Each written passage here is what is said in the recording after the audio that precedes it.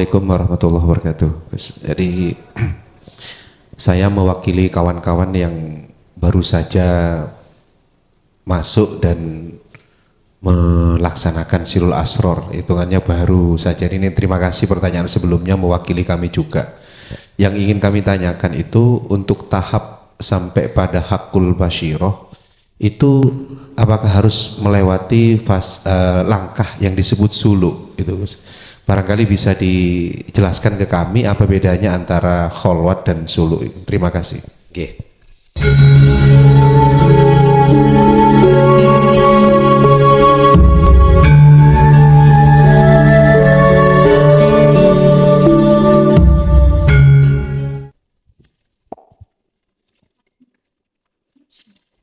Assalamualaikum warahmatullahi wabarakatuh. Waalaikumsalam warahmatullahi wabarakatuh.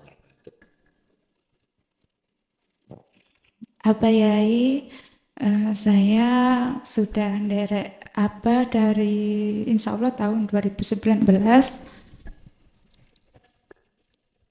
Agak dikeraskan, didekatkan Bu ya. Nggih. Saya mengikuti apa Yai ini sudah dari insya Allah tahun 2019 dan sudah ngelampaui atau sudah laku yang disarankan apa Yai. Sebelum beberapa bulan lalu itu kan pernah di apa nih di amalan nih kalau apa ya wirid nggih sanes amalan yang wirid Karomah nggih nggih niku karena kan kalau dulu WA panjenengan langsung dijawab. Nah akhir-akhir ini kan sudah mungkin melampaui ribuan, tapi mboten ada respon dari apa. Ketika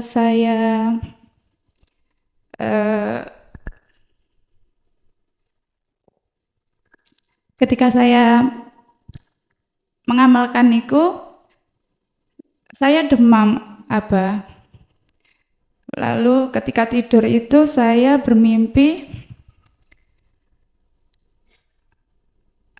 ada ombaknya itu biasa aja, kecil. Saya itu berada di puncak gunung, tetapi itu membuat saya tuh seolah membuat saya tuh takut, padahal sebenarnya saya tidak takut. Ada rasa yang membuat saya itu takut. Lalu ada makhluk yang menyerupai seseorang yang saya kenal. Tapi ketika itu saya bertajali dan saya mengatakan begini, wis tak omongi sih, aku iku njaluk sing apik, aku mau ketok sing elek-elek. Padahal itu wujudnya sempurna, makhluk sempurna.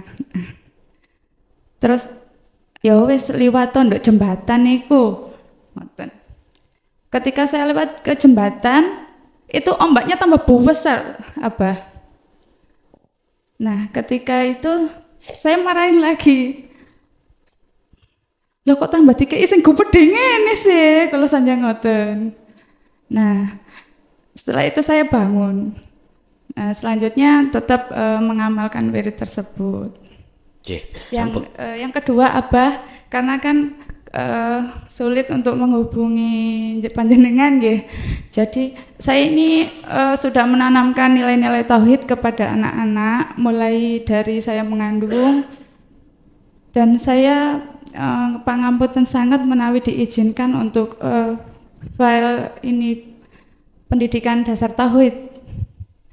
Nah, barangkali ada panduannya yang dari Abah. Dan nggih matur nuwun Abah. Assalamualaikum warahmatullahi wabarakatuh. Waalaikumsalam warahmatullahi wabarakatuh. Ketika seorang dari kelas TK untuk naik kelas dasar atau kelas ibtidak, dari PAUD ke ibtidak, itu apa pelajarannya lebih susah? Lebih susah di kelas dasar daripada di PAUD. Ketika dia naik lagi ke sanawiyah atau ke SMP itu juga lebih susah lagi. Apalagi kalau sudah naik lagi ke aliyah. Dan inilah hukum sunatullah.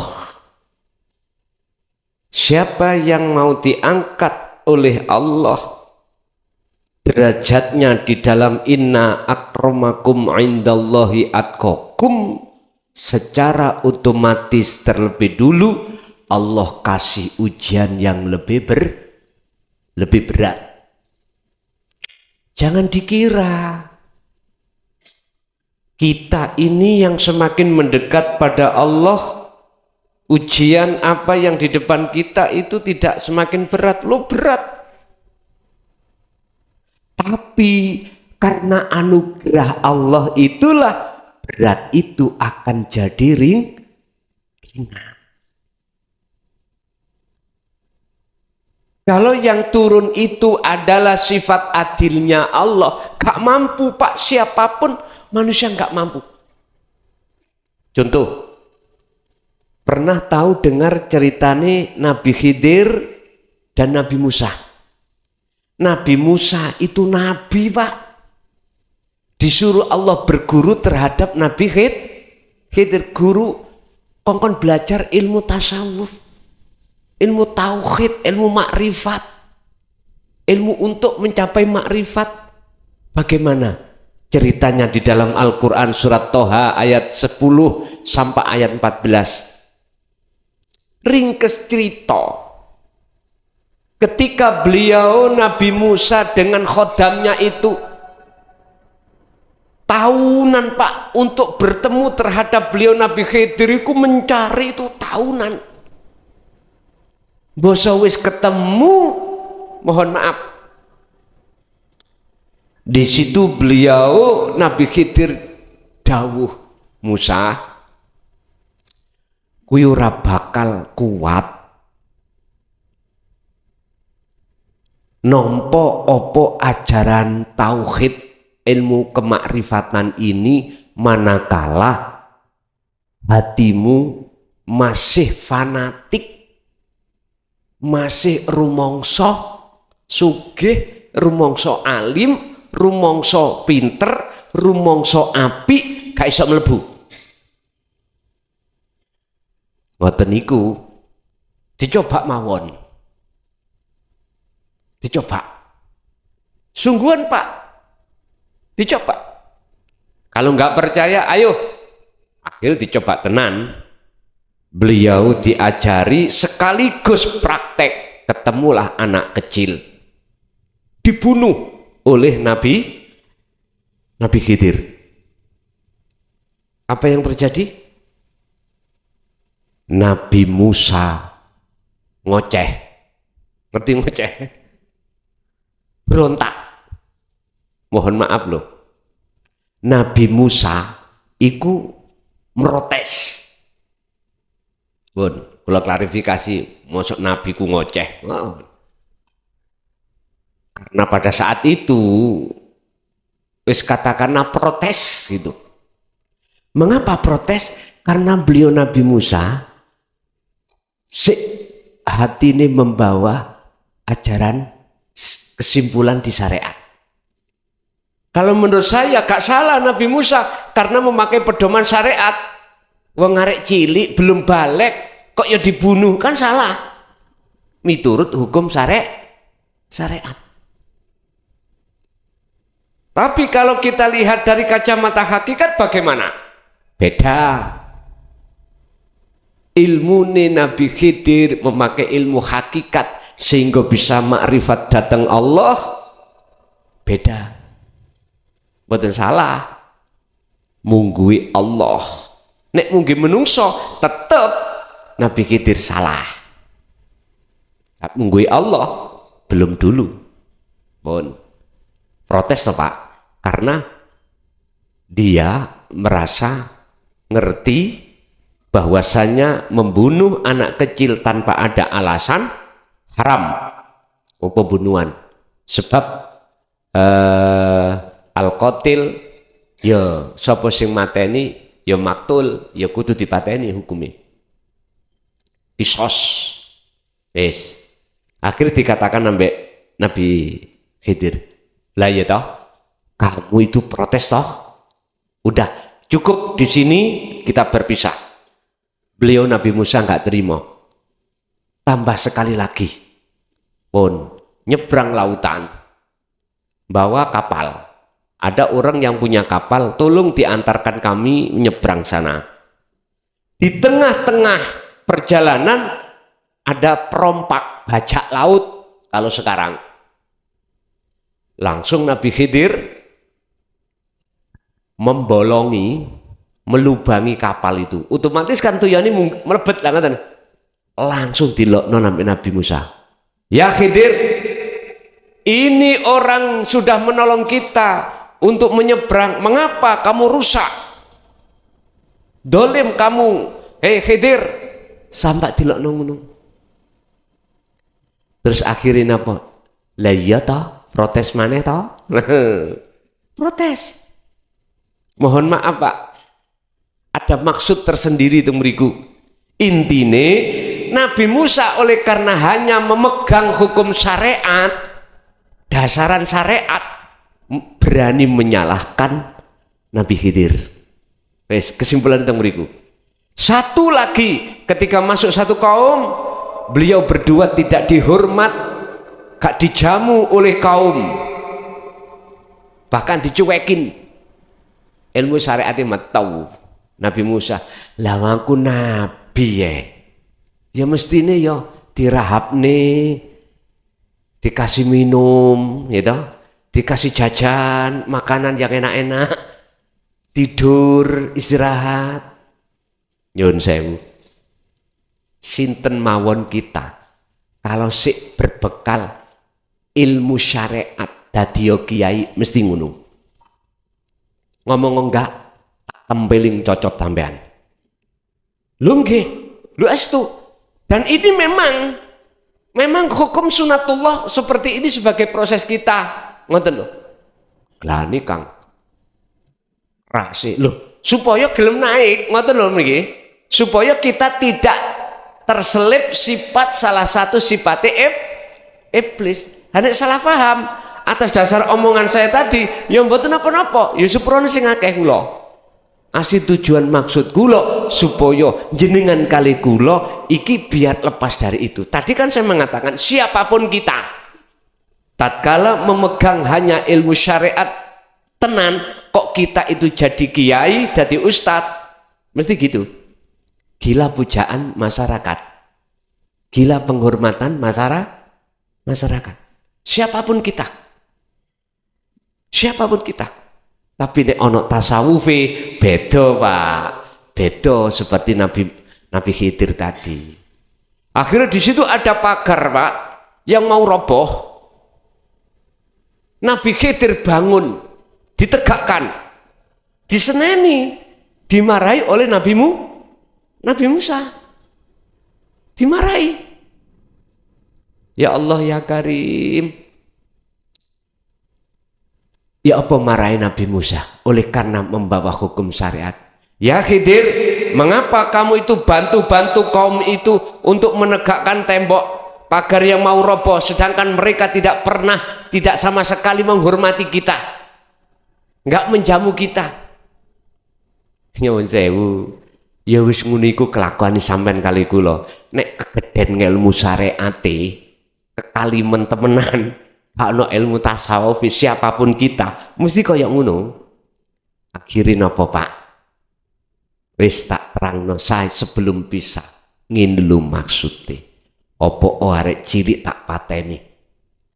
Itu Gusti Allah yang menyuruh aku untuk membunuh. Jikalau tidak dibunuh, dia akan mengkafirkan orang tuanya kalau besar. Langsung nangis Pak. Ngetuni. Ya wis suwe Pak, getun itu tidak di depan Pak nggih. Getun ada di mburi. Makanya saya tak omongi, tolong nek cocok ngaji iki, tauhid iki, ayo kita teruskan. Mumpung sampean durung getun mburi. Nek protes gak apa-apa, protes gak apa-apa, ngoten. Enggak apa-apa. Enggak masalah, ngoten pun. Ngerti ya mengapa kapal itu saya lubangi, akhirnya tenggelam. Jikalau kapal ini enggak ditenggelamkan, mereka bajak laut akan merampas kapal ini. Yang terakhir, mengapa pagar yang mau roboh saya tegakkan?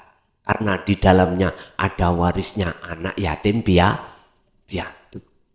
Kalau ini roboh, kelihatan barang-barang warisan anak yatim. Pun Pak, niki ilmu dohire, terus ilmu batine ya apa? Wis, ilmu tasawuf ya apa maksudnya? Ngeten. Maksud daripada beliau membunuh anak kecil tadi, faktulu anfusakum. Ning jero ati sampai nu narek cilik, Pak. Sing dawablek. Wis tah, sinten sing ahli kasaf? Tontoken sak jerone awak sampeyan ana sapa? Faktulu surat Al-Baqarah ayat 54. Nyeritakno Nabi Musa yohan. Ya qaumi innakum dzalamtum anfusakum bittikhadikumul ijlah fatubu ila bariukum faktulu anfusakum. Lah niki. Kaumku, awakmu iku telah menduakan Allah. Jerone atimu ono arek cilik situk. Ono arek cilik apa? Bittikhadikumul ijla, kau telah menuhankan selain Allah yang sebenarnya berupa apa? Menjadikan anak sapi sebagai sesembahamu. Yaiku arek cilik jenenge nafsu. Ono arek gondol, Pak. Akhirnya wong Jawa ngarani tuyul iku mesti gondol. Faktulu, bunuhlah, padha bunuh sira kabeh anfusakum ing awak dhewe sira kabeh. Niki senes bunuh diri. Artine apa, Pak? Jenengan rasa rumangsa iman nang gone awak dhewe sing rumangsa iso ngaji iku lebuangen. Rasa rumangsa aku iki sing alim ilang ana, sebab semua iku wae Gusti. Ojo dihai, ngoten lho karepe. Dinisbatno gambar arek cilik. Pun. Terus masalah kapal. Kapal niki ana hubungane ambek konatiril mungkontara donya brana. Ngapunten kang kathah. Sinten wong sing sakmene kae kepingin kelangan bojo? Ngajungo. Ora ono. Lah ngoten nggih. Mboten nonton. Sinten sing kepingin kelangan anak? Ora enek. Sinten sing kepingin kelangan donya brana, sandang pangan papan? Enggak ono. Tapi apa iku ditenggelamno? Supaya ati sampean iku tidak keseret oleh bajak laut, yaiku nafsu iblis. Cek gak ngaku-ngaku, ditenggelamkan. Ini maksud tasawufnya. Terus pagar mengapa harus dibangun, ditutupi supaya nggak ketahuan orang-orang, mohon maaf, orang-orang yang mau meroyok hartanya anak yatim. Mohon maaf Pak, anak yatim itu anak sing susah. Nyun sewu. Sebetulnya jenengan kali kula niku anak yatim selalu susah. Diwene sugih ya susah. Bentuknya susah sampai wedi melarat. Diwene melarat tambah 6.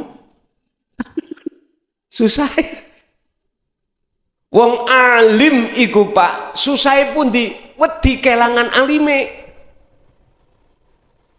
Orang yang punya jabatan susah, mana susahnya takut kelangan jabatan. Mohon maaf, itu berarti jenengan anak yatim. Mana yang dimaksud harta benda itu sebagai pewarisan sampean? Inilah dinu tauhid. Mengapa harus ditutupi pagar mang? Belum waktunya. Gue nek wis waktune dibuka.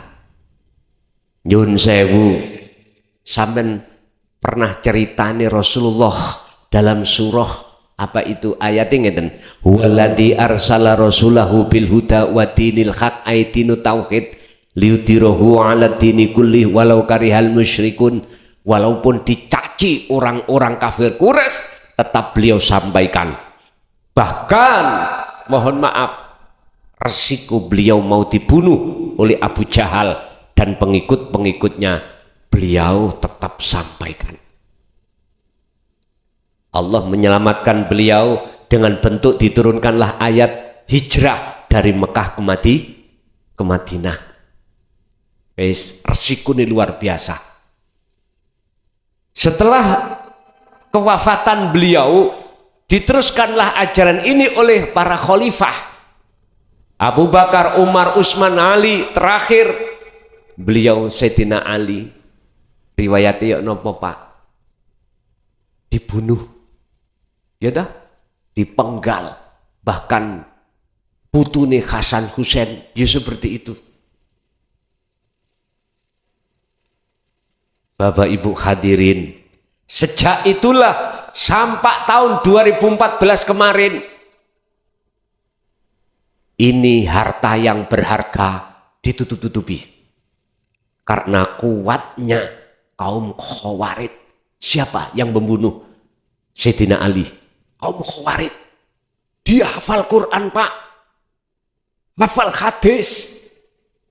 Mohon maaf loh, bukan wong bodoh, bukan. Lho, agak zaman ya apa? Tokoh-tokoh. Sejak itulah ilmu mutiara ini, tasawuf ini, mengapa tidak digelar seperti sekarang terang-terangan? Karena belum waktunya, ditutup-tutupi. Ulama-ulama ahli sufi, mohon maaf, Mbah Yai, Romo Yai, para masyayikh mana berani menyampaikan tentang dinut tauhid secara umumnya teniki. Enggak ketemu Pak. Saya tahun 74 langsung nang abah kula dhewe lho. Ya toh? Terus di beat salah satu thariqah Qadiriyah wa Naqsabandiyah. Mboten wani bahas nang anake langsung nih lho. Terang-terangan gak wani. Bahasanya isyarah. Apalagi pada orang lain, apalagi di tengah umum, mboten nenten. Ditutup-tutupi. Pernah, bukannya kula ngetes nang abah mboten. Ngapunten nikah kata. Pernah saya itu dikasih PR.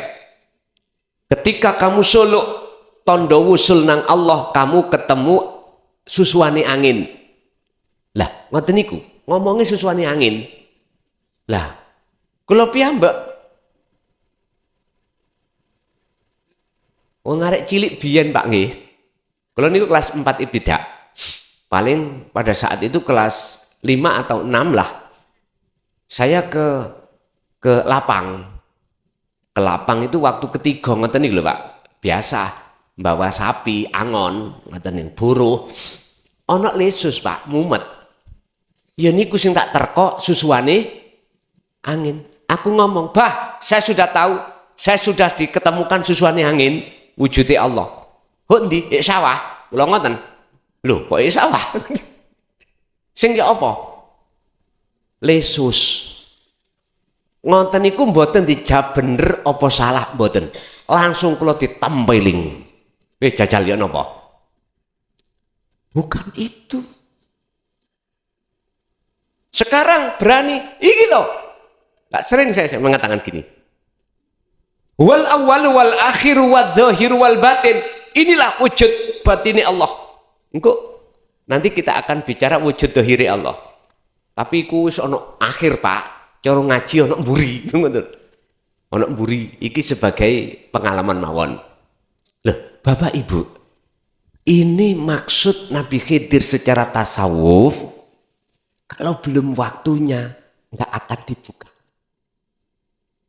Makanya temboknya itu ditegakkan untuk menutupi barang berharga pewarisi orang-orang yatim piatu.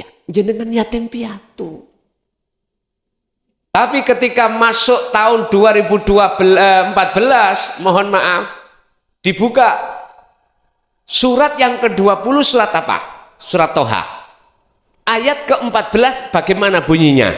Innani anallah la ilaha illa ana fa'budni wa aqimis sholah lidzikri. Jenengan sholat sampai ben khusyuk ngajio surat Toha ayat 14 ini. Jenengan ben bisa mengesahkan Allah, hayati ayat ini. Artinya Pak, 14 abad berarti 1 abad 100 tahun. Kalau 14 abad 1014 tahun, ilmu ini terkesan ditutupi. Datangnya tahun 2014 dibuka oleh Allah. Wes vulgar pun. Mengulangi sejarah Kanjeng Nabi dulu. Lah nanti orang-orang yang memvulgarkan ini delok naik lah, diintimidasi. Isok-isok mau dibunuh. Ya sudah. Dan ini harus kami jalani juga. Kami jalan. Bon. Nabi Musa mboten saged nrimo karena bersikekeh deiku mentingno memakai hukum dohir. Siapapun jenengan tidak akan pernah setuju dan beriman terhadap dinu tauhid manakala jenengan iki ning ati isih memegang ilmu syariat dengan kuat. Artinya bukan persoalan itu harus kita tinggalkan, enggak. Wis sampean leremno dulu rasa pangrasa sing sugih delensik, sing rasa alim delensik, sing rasa lumangsa luweh nduweni kemuliaan delensik, sing rumangsa nduweni kesakten karomah delen. Letakkan dulu, parkirkan dulu. Nek mboten iku akan mempengaruhi hati jenengan, akhirnya mboten purun nompo ajaran tauhid iki. Wis titik. Jadi Bu, semakin jenengan naik, semakin nyuwun sewu, semakin ujian Allah semakin berat. Tapi ingat, seberat apapun karena anugerah Allah akan menjadi ringan. Jenengan nggih ngoten. Jenengan akan menjadi ringan dan gampang menerima tauhid ini manakala anugerah itu sampai tompo. Dengan cara anugerah itu loh, jenengan akhirnya seakan-akan bisa ndeleh rumangsa sugih, alim, pinter, mulya, gapak. Yang nomor 2 terkait karomah atau terkait sistem pengajaran tauhid kepada anak. Saya memang punya file yang jenengan bisa untuk meminta itu. Oleh karena saya memang untuk mancik 2025 total saya tidak melayani telepon, tidak melayani kecuali pengurus dengan mengabarkan kondisi dan jadwal waktunya. Nggih, ada peluang sampai untuk langsung minta nanti ketika saat setiap hari Sabtu. Setiap hari Sabtu bakdo ngaji biasanya mantunisa di pondok, saya kasih waktu 1 jam 2 jam untuk komunikasi. Setelah itu langsung pisah. Mekaten. Nggih, lanjut. Assalamualaikum warahmatullahi wabarakatuh. Abah Yai Mukhlasan yang saya hormati dan kula patuhi, ini saya bertanya untuk bagaimana tata cara zikir sirul asrar yang benar sesuai dengan arahan Yai Mukhlasan. Yang kedua, pengertian dari innalillahi wa inna ilaihi raji'un itu kan kembali kepada Allah. Bagaimana hakikat yang sebenarnya untuk kita kembali kepada Allah itu. ngaten assalamualaikum warahmatullahi wabarakatuh. Waalaikumsalam warahmatullahi wabarakatuh. Zikir di dalam Al-Quran itu ada 4 tahap. La ilaha illallah, munculnya zikir jahar. La ilaha niki ning syariat. La ilaha illahua, munculnya zikir sirri niki ning thariqah. La ilaha illa anta, munculnya zikir sirul asrar di hakikat. La ilaha illa ana, munculnya zikir fana'ud dzikri di makrifat. Yang ditanyakan di sini adalah zikir sirul asrar yang muncul dari tauhid la ilaha illa anta. Secara lugat, zikir sirul asrar itu di dalam rahasia ada rahasia lagi.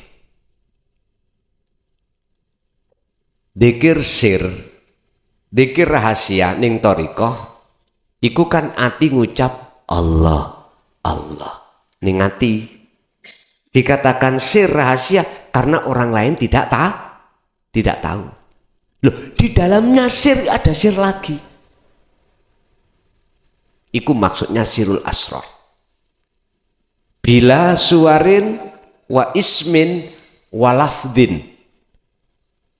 Itulah zikir yang tidak berkalam, tidak berbunyi, tidak bernama, alias pertama di dalam zikir itu pertama diam.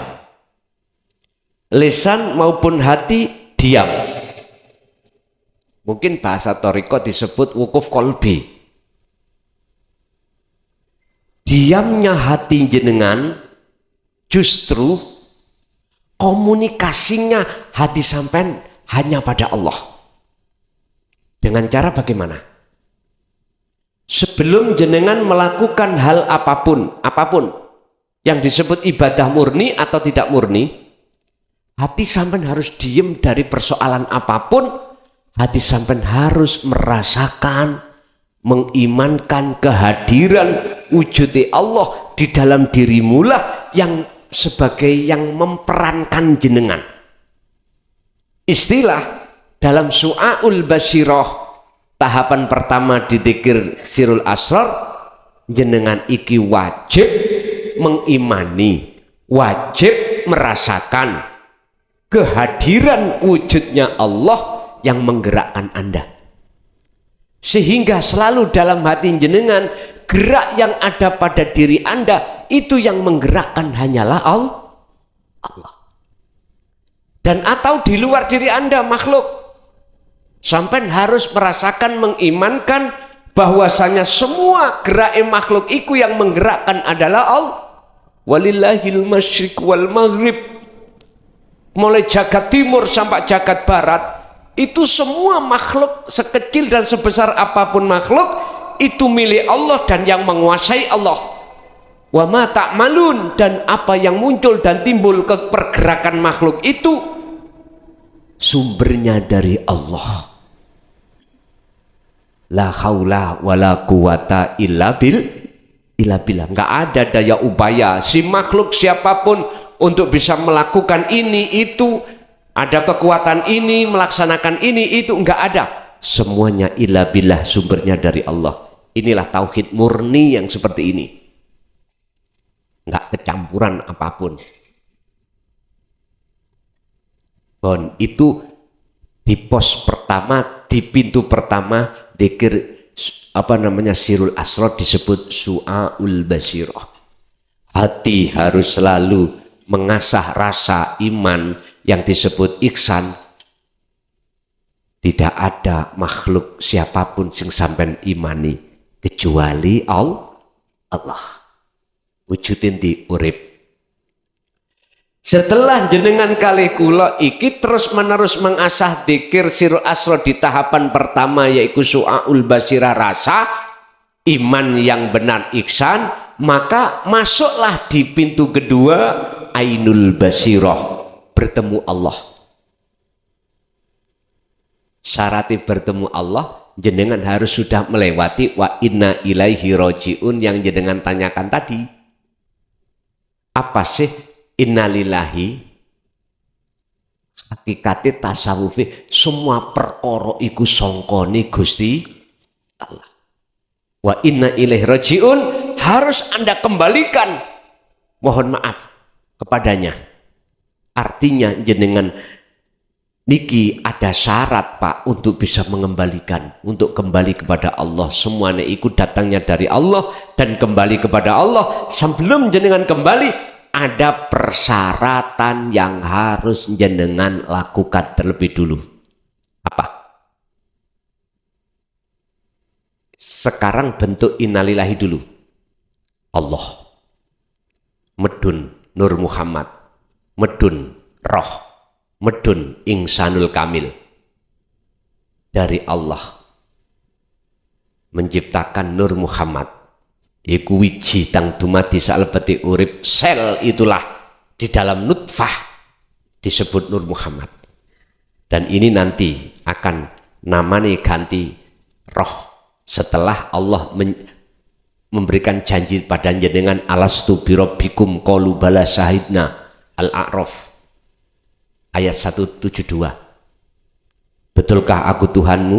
Nggih. Betulkah kau hanya bersyahadat, bersaksi, menyembah, bercinta padaku? Nggih. Qalu bala syahidna. Wes ditiupkan wa nafakhtu, dan kutiupkan roh ini. Udah, akhir disebut insanul kamil, jenengan lahir. Ini bentuk inna lillahi. Lah sekarang tugas sampean wa inna ilaihi rajiun. Bali nang Allah. Ono syarate apa? Ilang ono ingsanul kamil namane, ilang ono nama roh, ilang ono Nur Muhammad. Akhirnya nyatalah Allah sejatine yaiku urip. Makanya ini tak simpulno, di dalam ruh itu ada rasa, di dalam rasa itu ada cahaya, di dalam cahaya ada hidup. Artinya innalillahi wa inna ilaihi rajiun itu, ruh ini harus difanakan untuk kembali kepada Allah. Syaratnya apa? Di dalam ruh ada rasa, rasa itu iman, iman yang ihsan. Ihsan itu apa? Bener, iman yang hanya pada Allahnya. Berarti umpama tauhid tingkatannya harus sampai pada ila ana. Cuman untuk masuk ke ila ana harus lewat ila anta. Tauhid ila anta dulu dipelajari, ilmu tasawufi dipelajari, terus dilakoni dengan istiqomah, barulah akan masuk pada ila ana. Fana. Di dalam rasa ada cahaya. Ketika jenengan iki menuju al-haq, otomatis al-batil harus ditinggalkan, harus dihapus, kegelapan harus dihapus. Carane gelap akan hilang tatkala nur makrifat itu dinyalakan Allah dalam hati jenengan. Nek sampean pingin ning masjid iki peteng iki hilang sebab enggak ada cahaya, cahaya harus dinyalakan. Nek cahaya nyala, seketika itu kegelapan akan Allahu waliyul ladina amanu yukhrijuhum minadh-dhulumati ilan nur. Barang siapa di dalam hatinya ini, surat Al-Baqarah ayat 167, menjadikan dalam hatinya wujud iku cuman Allah, maka inilah yang kumaksud, orang ini, roh itu akan diletakkan Allah di dalam panggonan tempat yang bercahaya atau terang bener. Roh ini mripati wis gak wuta maneh nang Allah. Ngoten lho niku. Jadi hakikate innalillahi wa inna ilaihi rajiun seperti itu. Seperti itu. Hadi jenengan kali kula wajib untuk berangkat ke sana, tapi berangkat ke asal kita, tapi ono syarate kuwi mau. Kalau sudah jenengan ainul basirah diletakkan Allah, bertemu Allah, jenengan ini sudah fana. Keakuan jenengan ini sebagai makhluk isine dunya iki wis boten enten ning ati sampean. Yang ada cuman aku Allah. Aku ni makhluk, iman tadi lo ya, boten enten. Jangan dimaksud makrifat itu si A makhluk isok bisa melihat wujudnya Allah, bukan. Yang dimaksud makrifat oleh Allah terhadap Allah, amal arif la yarawna li anfusim syai'an bal yusyahiduna annal fa'ilahu wallahu ta'ala. Artine si arif, wong sing disebut makrifat itu kan wis mboten enten, sudah nggak ada wujudnya, makhluk kan nggak ada, tinggal wujud yang esa yaitu Allah. Apa mungkin perkara sing gak wujud iku iso ndelok sing wujud, bisa melihat yang wujud? Ndak, berarti yang melihat Allah adalah Allah sendiri. Setelah jenengan iku memfanakan nama Insanul Kamil, roh, terus ngilangi Nur Muhammad, terus ngilangi nama Allah, ya udah diem. Jadi ku pun ya niki hakikatnya wa inna ilaihi rajiun. Akhirnya terakhir di dalam dzikir sirul asrar kan ada 3 pintu. Terakhir hakul basirah, menyatakan wujud nyatane Allah yaiku aku iki Allah.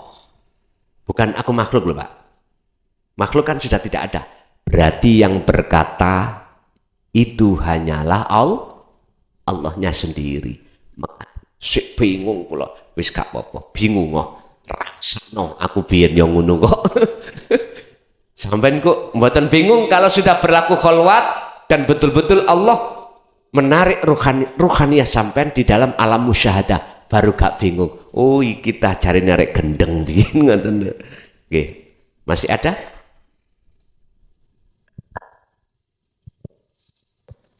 Assalamualaikum warahmatullahi wabarakatuh. Jadi saya mewakili kawan-kawan yang baru saja masuk dan melaksanakan Sirul Asror, hitungannya baru saja. Ini terima kasih, pertanyaan sebelumnya mewakili kami juga. Yang ingin kami tanyakan itu untuk tahap sampai pada Hakul Basyiroh itu apakah harus melewati langkah yang disebut suluk itu? Barangkali bisa dijelaskan ke kami apa bedanya antara kholwat dan suluk itu. Terima kasih. Oke. Wajib. Suluk itu wajib. Apa sih suluk itu? Wajahidu fi sabilihi. Ngambahi dalan roh iku nuju dan bertemu Allah. Niku namanya suluk. Wajib. Lah, gambarane suluk iku ya napa? Gambarane kholwat iku ya napa? Nek orangnya disebut salik, nek perilakunya suluk, niki maksud tujuannya adalah menemui Allah, disebut wusul. Suluk atau kholwat menurut kami wajib. Gambarannya apa? Ada 2 macam suluk itu terjadi pada diri si salik.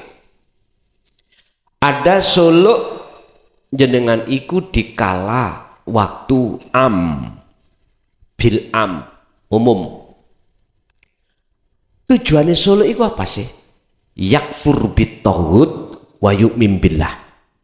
Ninggalkan ruh iman selain Allah menuju wa yu'min billah, beriman hanya pada Allah dari segala aspek apapun.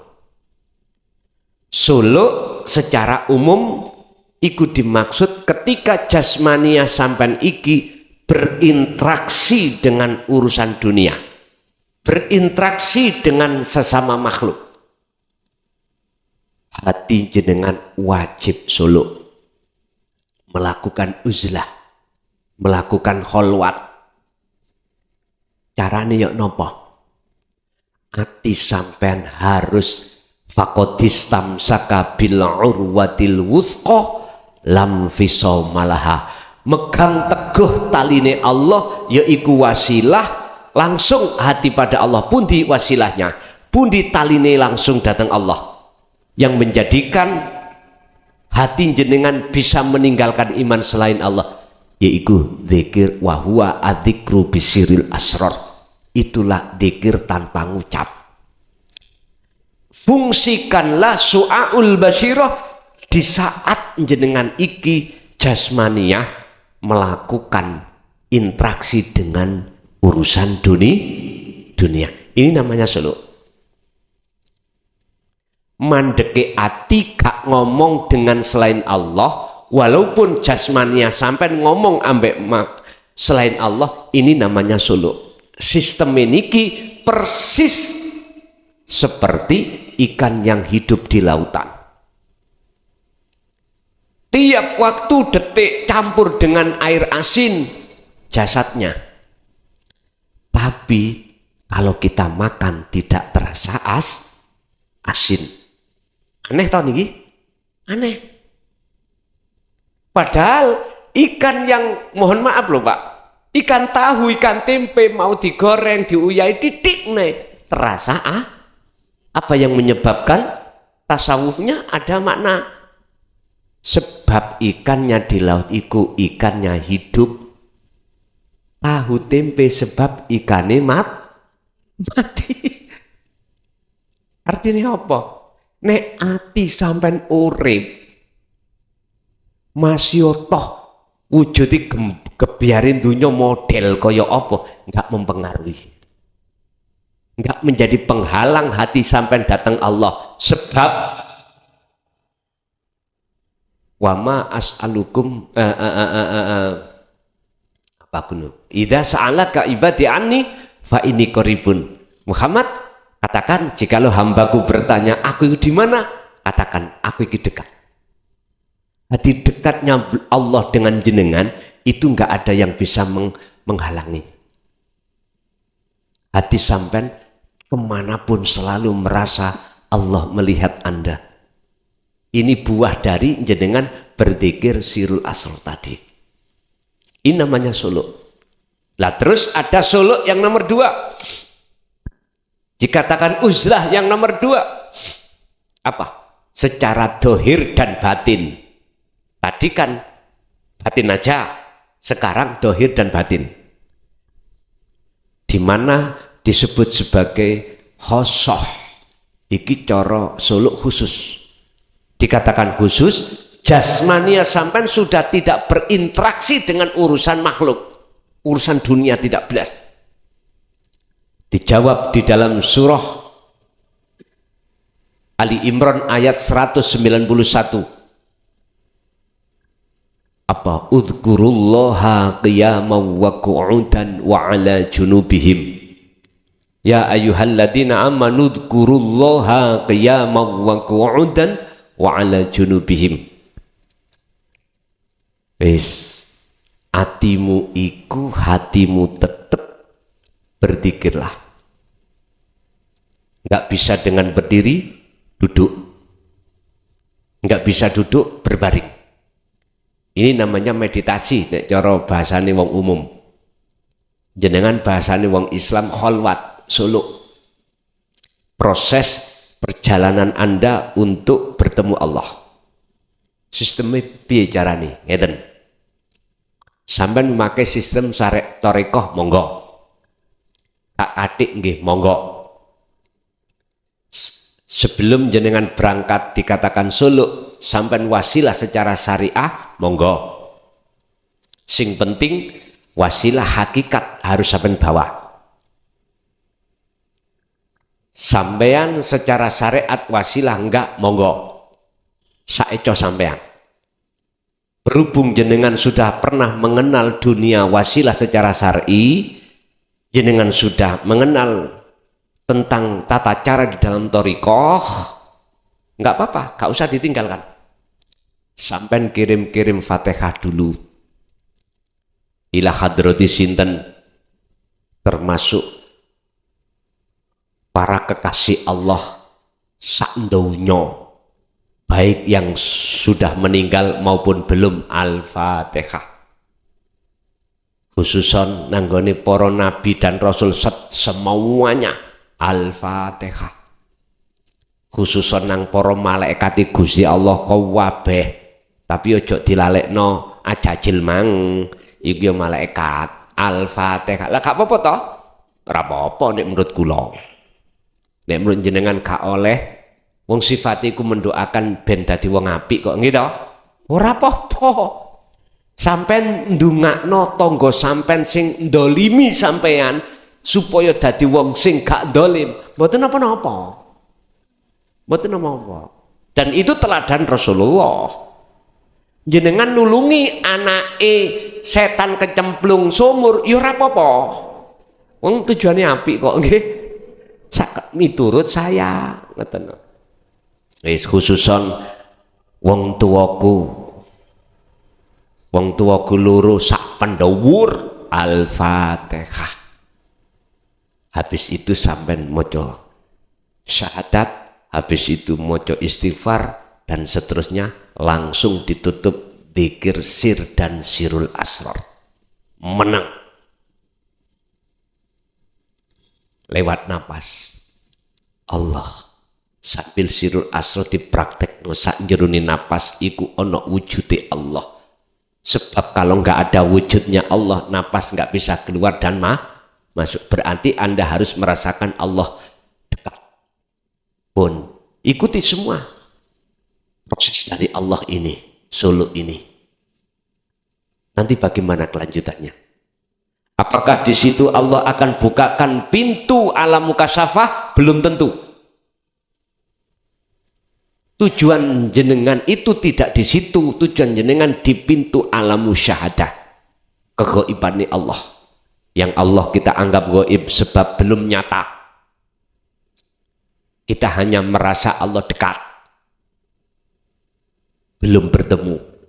Walaupun sampai dibukakan pintu alam kasyaf, goib makhluk, sudah. Wis, sampai gak usah ngereken. Ya wis, sampai terima mawon. Dibuka gak dibuka, iku urusannya Allah. Sing penting jenengan bagaimana dengan satu titik bahwasanya hidup nyatane wujude Allah al-haq iku jenengan kepanggih. Wis ngoten tok. Sampeyan gak usah pesimis kalau tidak akan bisa bertemu, jangan. Lihat di dalam surat Al-Ankabut ayat 5 bagaimana Allah berjanji.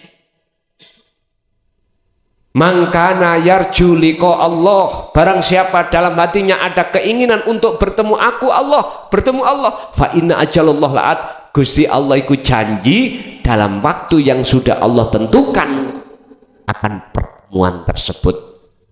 Jenengan gak usah pesimis, harus optimis. Walaupun dosa sampean kali kula sak sundul langit, gak usah pesimis. Asline nek Gusti Allah sing mudhun sifat adile, dosa sampean gak kena dihitung. Kalih kula. Wis dosane jasad aku gak ngomong. Dosane roh sing gak sampean kali kula rumangsani iki. Yang kita tidak menyadari kalau kita selalu menyekutukan Allah dengan yang lain. Contoh air tadi. Ini sudah kita menyekutukan Allah. Ini disebut syirik khafi. Kita nggak terasa, nggak ngerti kalau ini perbuatan syirik karena kita belum dibukakan ilmu untuk memahami tentang masalah ini. Nah, ini sudah dibuka oleh Allah. Ini termasuk syirik khafi. Untuk ke depan kita akan berhati-hati. Itulah caranya. Urusan nanti bagaimana, wis wa aslimu lahu, pasrah nang Allah di dalam diri jenengan. Iku caranya suluk. Jadi apa pengertian suluk? Inilah proses perjalanan si salik untuk menuju kewusulan. Dan kewusulan perlu diingat, saya garis bawahi, tidak akan pernah terjadi manakala tidak ada wasilah. Wajib jenengan iki bawa wasilah. Sing maksud wasilah tidak secara syar'i tapi secara hakiki. Apa wasilah secara hakiki? Dibuka Al-Maidah tadi 35. Al-wasilata. Apa? Taline ruh langsung nang Allah. Bukan taline ruh terhadap makhluk ya. Taline ruh langsung nang Allah disebut hablum minallah. Itu adalah dzikir sirul asrar. Ya niki tali. Sebab hanya dzikir inilah yang akan bisa sebagai koyok-koyok, sebagai fisik untuk merubah keadaan hati jenengan, untuk membersihkan kotoran-kotoran hati jenengan, untuk meninggalkan iman selain Allah. Sebab selain daripada dzikir ini nggak akan dibahas tentang masalah bagaimana cara untuk menghilangkan iman selain Allah tadi. Wa may yakfur bitaghut, barang siapa yang tinggalkan iman selain Allah, maka wa yu'min billah, dia akan pasti imannya jadi ihsan, dia imannya hanya pada Allah. Bon. Ada lagi? Nyambung ya Gus, sedikit lagi Gus. Problematika yang kami alami, khususnya kita-kita ini yang kerja kantoran itu loh Gus, di mana kita terjadwal mulai pagi sampai jam sekian kerja harus pulang. Nah, apakah suluk khusus itu memang misalnya 7 hari atau 9 hari itu kita tak kemana-mana gitu Gus? Maksudnya mengurung diri di kamar atau pripun? Nah ini mohon pencerahannya gimana terus? Kita tiap hari itu memang dihadapkan ibadah waktu luruh, mahdhaf, ghairu mahdhaf, murni dan tidak murni. Atau saya katakan 24 jam setiap hari itu Pak, ada waktu yang dibagi Allah 2. Waktu jasad repot urusan dunia, waktu jasad tidak repot. Iki mestinya harus digunakan untuk selalu menyembah Allah. Harus suluk.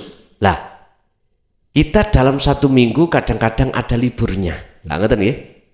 Liburnya. Sering kemarin saya pernah menyarankan waktu yang libur itu gunakan khusus Anda itu suluk di tengah-tengah waktu jenengan iki wis gak repot urusan dunia. Berarti tidak lahir maupun batin sudah tidak berinteraksi dengan anak, istri atau pekerjaan. Boleh itu dilakukan di dalam kamar sendiri, boleh itu dilakukan di rumah, walaupun secara fisik jenengan ketemu istri, anak, tapi sebelumnya ben gak salah paham, anak istrimu kandhanono. Bilangin, Pak ojo dijak omong, rembukan opo ojo, wis nek kepingin keimangan Pak ya sudah, apa siapkan seperti biasanya. Wis ojo nyopo ono tamu, ada tamu, bilangen nggak bisa menemui, gitu aja. Lah disitulah jenengan sampai walaupun sampai ikut dalam keadaan berdiri, duduk, berbaring, hati jenengan dzikir sir dan sirul asr selalu beriringan. Sir nggak usah, hanya sirul asr monggo. Bila mana sir untuk memudahkan Anda untuk bersirul asr, mengapa harus ditinggalkan? Itu caranya. Caranya seperti itu. Nek jenengan ngersakake. Lah, mengapa harus seperti ini? Untuk melatih. Ketika sampean di luar hari itu alias waktu kerja, biar hati sampean iki gak mudah lalai pada Allah. Buka di dalam surah Al-Insan 2526. Ini Rasulullah diperintahkan Allah, Muhammad wadhkur isma rabbika bukratan wa asila wa minal laili fasjud lahu fasabbihu lailan tawilan. Muhammad, pagi, sore, bahkan malam terus berzikir. Dalam surat Al-Ahzab 42, fasabbihu bukratan wa asila, sama siang maupun malam Muhammad, hatimu tetap berzikirlah. Di situ Pak. Nah, sekarang Kanjeng Nabi Muhammad itu diperintah Allah, apalagi kita. Berarti kemunculan ayat ini bukan hanya untuk Nabi Muhammad, tapi juga kepada kita sebagai hamba Allah yang tidak melihat etnis atau suku. Tidak. Ini wajib bagi jenengan kali kula untuk laksanakan. Kalau jenengan nunda-nunda, ala suai nek wis tuwek, ya nek mateke tuwek. Alah suai awak dhewe wis lara, ya nek sampean matine adik lara. Wong kadang-kadang turu gak tangi, enggak ada riwayat sakit turu gak tangi. Pun Pak, jenengan nek nundo-nundo niku iku bentuk bahwasanya kita telah ditipu oleh nafsunya sendiri. Ngapunten ingkang kathah. Di dalam makalah Syekh Ibnu Athaillah, nundone waktu untuk tidak solo, untuk tidak uzlah, iku bentuk kumprunge ati awak dhewe, loro bentuk kebujuke ati oleh hawa nafsune dhewe. Alah kok ae nek longgar. Telek ah. Wis. Jadi niku wae carane ya. Dadi jenengan saged lampahi itu mungkin hari Minggu Pak nggih ya. Biasanya hari Minggu kan free nggih ya. Hari Minggu free. Nggih. Asik wonten? Ibu cukup? Nggih. Bapak cukup nggih? Nggih. Pun. Bapak Ibu hadirin jamaah rahimakumullah, apa yang telah Allah berikan pada kesempatan malam hari ini, semoga Allah juga memahamkan hati jenengan, semoga Allah juga merestui jenengan ngamalake, juga semoga ini menjadi ilmu yang bermanfaat barokah, dan anak-anak putu kita nanti yang meneruskan ila yaumil qiyamah. Lahumul Fatihah.